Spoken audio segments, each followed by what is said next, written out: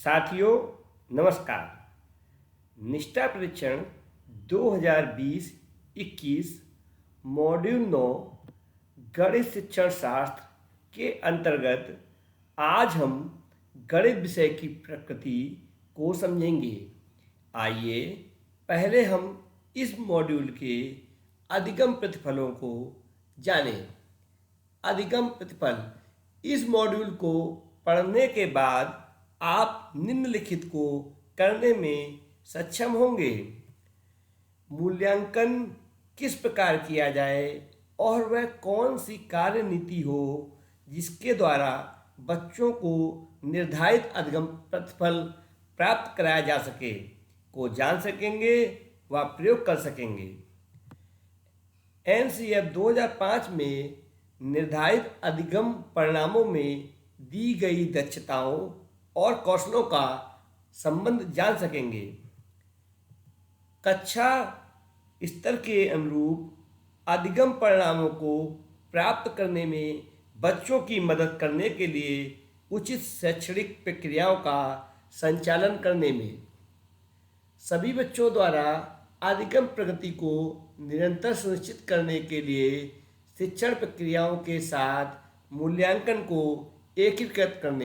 सामग्री की रूपरेखा, गणित शिक्षण शास्त्र के अंतर्गत आप जान सकेंगे गणित क्या है, इसका परिचय, गणित की प्रकृति, विद्यालय स्तर पर आने वाली समस्याएं, प्राथमिक स्तर पर गणित को सिखाने का क्रम क्या हो, गणित का भाषा व पर्यावरण द्वारा किस प्रकार समेकन किया जाए, उच्च प्राथमिक स्तर पर गणित को किस प्रकार सिखाया जाए, क्या क्या शैक्षणिक प्रक्रियाएं हों, साथ ही कक्षावार अधिगम प्रतिफल जिसके द्वारा यह निर्धारित कि किस कक्षा के छात्र को क्या क्या अधिगम प्रतिफल प्राप्त करना है, प्राथमिक व उच्च प्राथमिक स्तर पर आकलन कैसे किया जाए और विभिन्न शैक्षणिक खेल व गतिविधियाँ निर्धारित अधिगम प्रतिफल को प्राप्त करने में किस प्रकार सहायक होंगी को जान सकेंगे। गणित शिक्षण एक परिचय। हम जानते हैं कि गणित एक महत्वपूर्ण एवं अनिवार्य विषय है। प्राथमिक स्तर पर यह अत्यंत महत्वपूर्ण है, परंतु यह बच्चों के भीतर डर, भय और तनाव पैदा करता है। साथ ही शिक्षण के दौरान भी यह तनाव पैदा करता है।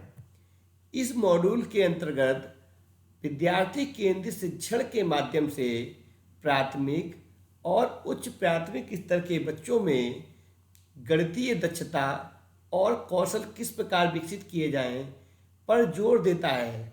साथ ही मूल्यांकन को भी समेकित करता है। इसमें विभिन्न क्षमताओं वाले सभी बच्चे कक्षा के तनाव मुक्त वातावरण में शामिल।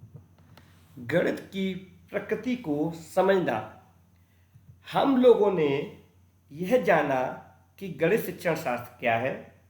अब इसकी प्रकृति को समझने का प्रयास करते हैं कि किस प्रकार गणित हमारे जीवन में विचारों को निर्धारित करने में, सटीक होने में और हमारे दैनिक जीवन में अवधारणाओं का प्रयोग करने में किस प्रकार मदद करता है।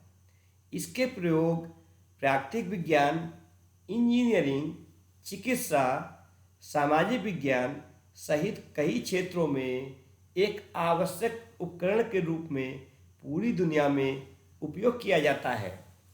यह हमारे दैनिक जीवन में आने वाली विभिन्न समस्याओं को सुलझाने में तो मदद करता ही है, साथ ही विद्यालय में भी अनिवार्य विषय के रूप में पाठ्यक्रम में शामिल है।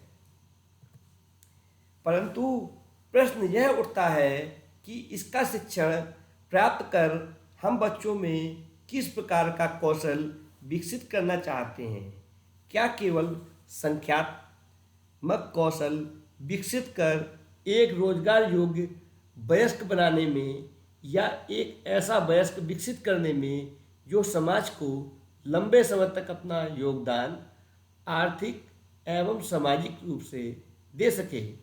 समाज में चिंतनशील व्यक्तियों के विकास की दृष्टि से देखा जाए तो गणित शिक्षण का बहुत बड़ा योगदान रहता है। इस मॉड्यूल के अंतर्गत हम उन तरीकों पर चर्चा करेंगे जिसके द्वारा विद्यार्थी गणित की प्रक्रियाओं को समझकर सीख सके और उसका प्रयोग अपने दैनिक जीवन में कर सके। आइए समझें कि आखिर गणित है क्या। गणित शब्द अंग्रेजी भाषा के मैथमेटिक्स, ग्रीक शब्द मैथमा से लिया गया है, जिसका अर्थ है विज्ञान। ऑक्सफोर्ड डिक्शनरी में जो परिभाषा दी हुई है उसके अनुसार गणित को स्थान, संख्या और मात्रा के विज्ञान के रूप में प्रदर्शित किया गया है। इस चित्र के माध्यम से गणित की प्रकृति को समझने का प्रयास करते हैं। गणित की स्वयं की एक भाषा होती है। गणित की अवधारणाओं में पद, प्रतीक, सूत्र और सिद्धांतों का प्रयोग किया जाता है। गणित का ज्ञान पूरे ब्रह्मांड में एक समान रहता है। गणित हमेशा तार्किक, स्पष्ट और व्यवस्थित होती है। गणित आगमनात्मक और निगमनात्मक तर्क शामिल हैं और यह सार्वभौमिक रूप से किसी भी प्रस्ताव को सामान्य किया जा सकता है। इसमें अमूर्त अवधारणाओं का मूर्त रूप में रूपांतरण शामिल है। इसके विज्ञान को और विभिन्न शाखाओं में लागू किया जाता है। गणित की प्रकृति को समझने के साथ साथ यह भी अत्यंत आवश्यक है कि यह भी देखा जाए कि गणित को सिखाने में विद्यालय स्तर पर क्या क्या समस्याएं सामने प्रस्तुत होती हैं। बच्चे कहते हैं जब वे दो प्राकृतिक संख्याओं का आपस में गुणा करते हैं तो गुणनफल दोनों संख्याओं से बड़ा होता है, लेकिन जब वह दो भिन्नों को आपस में गुणा करते हैं तो गुणनफल छोटा होता है। वह नहीं समझ पाते कि ऐसा क्यों। बहुत से बच्चे गणित से डरते हैं कि इस विषय में असफलता से भयभीत रहते हैं। वे जल्द ही गणित की गंभीर पढ़ाई से विमुख हो जाते हैं। यह पाठ्यक्रम इससे विमुख होने वाले बच्चों के साथ साथ प्रतिभाशाली बच्चों के लिए भी कोई चुनौती पेश नहीं करता। समस्याएं, अभ्यास व मूल्यांकन पद्धति यांत्रिक और दोहरावग्रस्त है। इसमें केवल संगणना पर ही अत्यधिक जोर दिया जाता है। इसमें स्थानिक चिंतन अर्थात आकृति, आकार, स्थान, दिशाबोध जैसे विषयों पर पर्याप्त स्थान नहीं दिया जाता। अध्यापकों में भी आत्मविश्वास की कमी देखने को मिलती है, साथ ही उन्हें आवश्यक मदद भी नहीं। पूर्व प्राथमिक स्तर पर विद्यालय संबंधी समस्याओं का निराकरण निम्न प्रकार किया जा सकता है। नंबर 1, पूर्व प्राथमिक स्तर पर बच्चों को संख्या पूर्व कौशल जैसे वस्तुओं का वर्गीकरण, श्रेणीबद्धता, क्रमबद्धता का विकास करना। पूर्व प्राथमिक स्तर पर कराई जाने वाली प्रत्येक गतिविधि में बच्चों को पर्याप्त समय और अवसर प्रदान करना। पूर्व प्राथमिक स्तर पर बच्चों को शुरुआती गणितीय कौशल जैसे संख्याबोध कराना, शब्दों, चित्रों, प्रतीकों और वस्तुओं के प्रयोग से संख्याओं को दर्शाना, स्थानिक बोध के अंतर्गत आकृति, आकार, स्थान, दिशा का बोध कराना, लंबाई, ऊंचाई, वजन का अनुमान लगाना सिखाना, साथ ही संख्याओं, आकृतियों, चित्रों के द्वारा समझ विकसित करना और एक ही समस्या को पहचानना कि एक ही उत्तर प्राप्त करने में एक से अधिक तरीके भी हो सकते हैं। साथ ही परिवेशी अनुभवों का प्रयोग सिखाने में करना। प्राथमिक स्तर पर शिक्षण के लिए विशिष्ट प्रकार की विशेषज्ञता की आवश्यकता होती है, जिसमें ज्ञान कौशल दोनों शामिल होते हैं। इस प्रकार की विशेषज्ञताओं को प्राप्त करने में लंबा समय लगता है। अतः प्राथमिक स्तर पर विषय आधारित अधिगम प्रतिफलों को प्राप्त करने के लिए निम्नलिखित क्रम का प्रयोग अत्यंत आवश्यक है। पहला, अनुभव एक्सपीरियंस विद सॉलिड ऑब्जेक्ट्स। भाषा, यूज ऑफ लैंग्वेज, चित्रात्मक प्रस्तुति, यूज ऑफ पिक्चर्स, प्रतीकों का इस्तेमाल, यूज ऑफ सिंबल्स। आइए इसको एक अन्य उदाहरण के माध्यम से समझने का प्रयास करते हैं।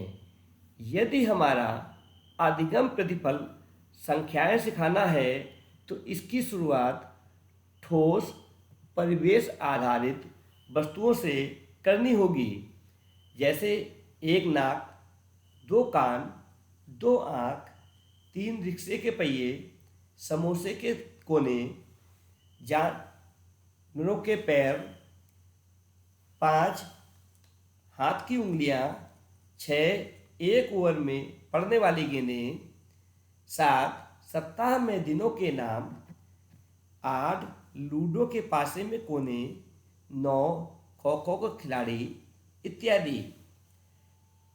ऐसा करते समय हर बार भाषा का प्रयोग भी आवश्यक है, ताकि बच्चा आवश्यक संख्या के साथ साथ भाषा से भी परिचित हो सके।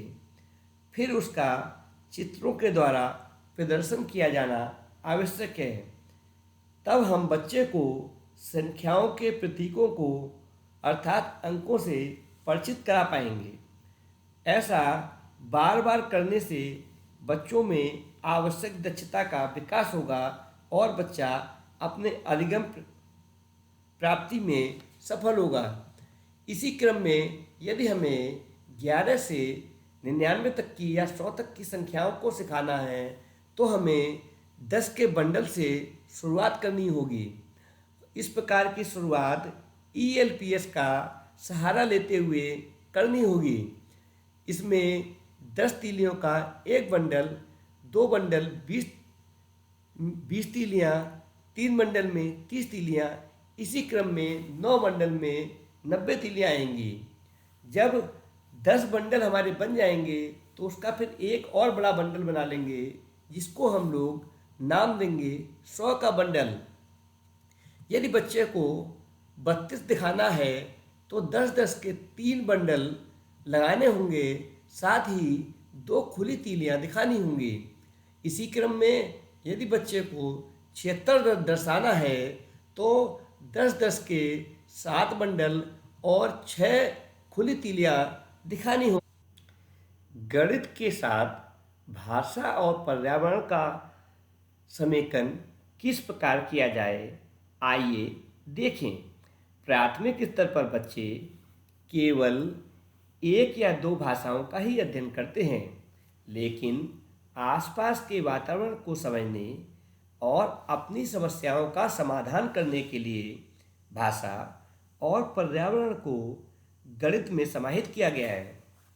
जब प्रारंभिक गणित का शिक्षण अधिगम हो रहा हो तो गणित, भाषा व पर्यावरण से संबंधित अधिगम प्रतिफलों के साथ साथ बच्चे के विकास पर भी ध्यान केंद्रित रहना चाहिए, जो कि बच्चे के संदर्भ में परिवेश के उदाहरणों के माध्यम से विकसित किए जा सकते हैं।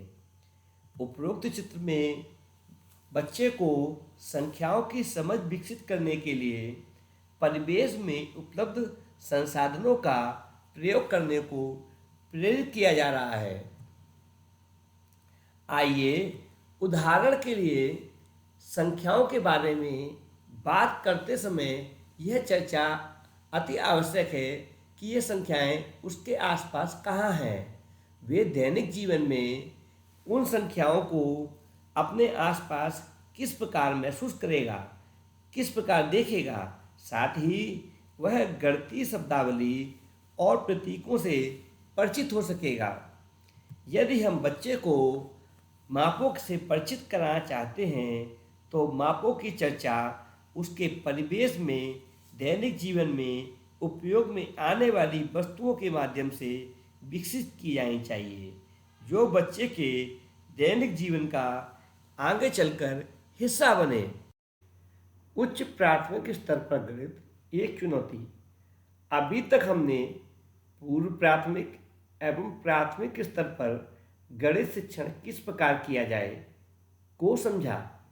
अब हम उच्च प्राथमिक स्तर पर गणित का शिक्षण प्राथमिक स्तर से किस प्रकार भिन्न है को समझेंगे। उच्च प्राथमिक स्तर पर गणित सीखने में बच्चे को अनुभव और पर्यावरण के करीब होने और अमूर्त होने की दोहरी भूमिका निभानी होती है। उन्हें अर्थ खोजने के लिए अपने अनुभव से जुड़े संदर्भ या मॉडल की आवश्यकता होती है। यह स्तर हमारे संदर्भों का उपयोग करते हुए बच्चों को इसमें शामिल करने की चुनौती प्रस्तुत करता है, लेकिन धीरे धीरे इस तरह की निर्भरता से दूर ले आता है। यह अवस्था हमारे सामने बच्चों को उनके ही संदर्भों में व्यस्त रखने और साथ साथ इस तरह की निर्भरता से धीरे धीरे दूर जाने जैसी चुनौती प्रस्तुत करती है। उच्च प्राथमिक स्तर पर बच्चे अंकगणित के सामान्यीकरण करने के बाद बीजगणित पर अपनी समझ बनाना शुरू करते हैं। अंकगणितीय पैटर्नों के मदद और अवलोकन से प्राप्त परिणामों का उपयोग कर उसका बीजगणितीय अवधारणाओं में सामान्यीकरण में प्रयोग करते हैं। आइए एक उदाहरण द्वारा इसे समझने का प्रयास करते हैं। उच्च प्राथमिक स्तर पर यदि हम आयताकार आकृति के क्षेत्रफल का सूत्र का निगमन करना चाहते हैं तो हमें शुरुआत अंकगणितीय पैटर्नों का प्रयोग करने से करनी होगी। उपरोक्त तालिका में विभिन्न आयताकार आकृतियाँ एवं वर्गाकार आकृतियाँ दी हैं जो क्रमशः एक वर्ग इकाई के वर्गों से बनी हैं। उनकी आकृति का कुल क्षेत्रफल लंबाई में लगे वर्गों की संख्या और चौड़ाई में लगे वर्गों की संख्या को पता करते हैं। फिर आयताकार आकृति का क्षेत्रफल लंबाई में लगे वर्ग और चौड़ाई में लगे वर्गों से संबंध खोजते हैं। तालिका के क्रमांक 2 में बनी आकृति में कुल वर्गाकार खाने 8 हैं, जबकि लंबाई में लगे वर्गों की संख्या 4 व चौड़ाई में लगे वर्गों की संख्या 2 है। जब हम लंबाई में लगे वर्ग और चौड़ाई में लगे वर्गों की संख्या का आकृति के कुल वर्गों से संबंध देखते हैं, जब लंबाई में लगे वर्ग और चौड़ाई में लगे वर्गों की संख्या को जोड़ते हैं तो 6 प्राप्त होता है, परंतु जब गुणा करते हैं तो 8 वर्ग इकाई प्राप्त होती है, जो आकृति के कुल वर्गों की संख्या के बराबर है। इसी क्रम में आकृति 3 व आकृति 4 में भी कुल वर्गों की संख्या व लंबाई में लगे वर्ग और चौड़ाई में लगे वर्गों के गुणनफल के बराबर प्राप्त होती है। उक्त संबंधों से यह ज्ञात होता है कि आयत की लंबाई में लगे वर्ग और चौड़ाई में लगे वर्गों का गुणनफल आयताकार आकृति में लगे कुल वर्गों के क्षेत्रफल के बराबर होता है। यदि आयत की लंबाई L और चौड़ाई B हो तो आयताकार आकृति का क्षेत्रफल लंबाई गुणा चौड़ाई अर्थात L × B कहलाएगा। यदि आयताकार आकृति की लंबाई A हो, चौड़ाई B हो तो आयत का क्षेत्रफल A × B अर्थात AB होगा।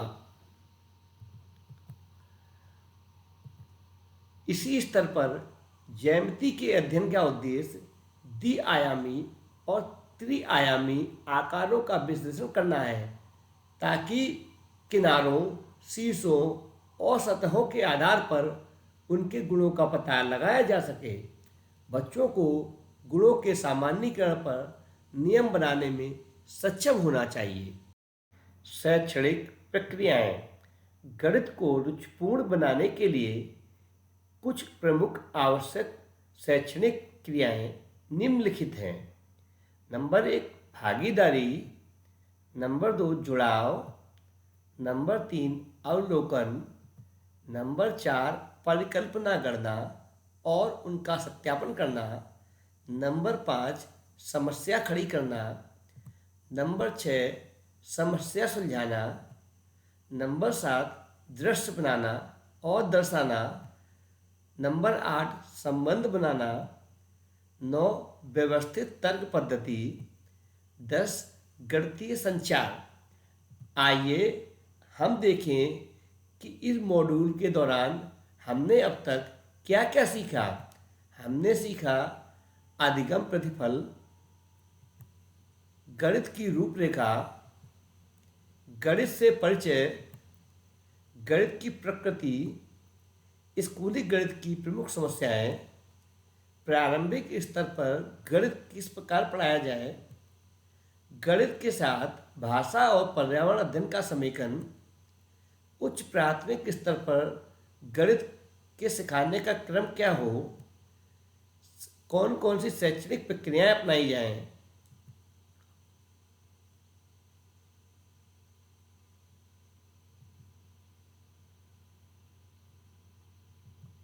धन्यवाद।